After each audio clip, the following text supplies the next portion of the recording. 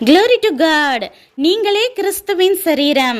தேவ பிள்ளைகளான நாம் ஒவ்வொருத்தரும் ஏசப்பாவுடைய ஒவ்வொரு உடல் உறுப்புகளாகவும் எல்லாரும் சேர்ந்து கிறிஸ்துவின் சரீரமாயும் இருக்கிறோமாம். அதாவது ஸ்கூல் ப்ரோக்ராம்ஸ்ல ஸ்டூடெண்ட்ஸ் நிறைய பேர் சேர்ந்து ஒவ்வொரு பொசிஷன்ல நிற்பாங்க.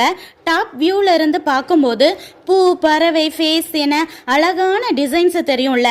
அதே போல தேவன் பரலோகத்திலிருந்து பார்த்தா, நான் ஜீசஸின் கண் என்றால் நீங்க ஜீசஸின் தலையாக, காதாக, கையாகவோ இருந்து நம் எல்லாரும் சேர்ந்து கிறிஸ்துவை உடலை போல தெரிவோமாம்.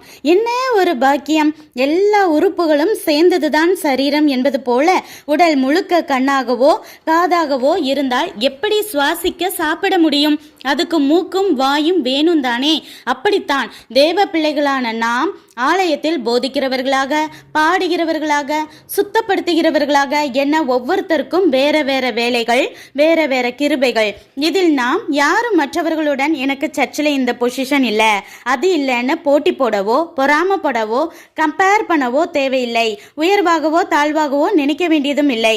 அதே போல நாம் எல்லாரும் இயேசுவின் ஒரே இரத்தத்தால் கழுவப்பட்டு ஒரே ஆவியினால் நிரப்பப்பட்டிருப்பதால் நமக்குள்ளே ஜாதி, பணக்காரன், ஏழை, படித்தவர்கள், படிக்காதவர்கள், அந்தஸ்து என எந்த பெருமையும் இல்லாமல் ஒரே தேவன், அதாவது ஒரே அப்பாவுடைய பிள்ளைகள் என உணர்ந்து எந்த ஏற்றத்தாழ்வும் இல்லாமல் சபையில் பழக இனியாவது கற்றுக்கொள்வோமா?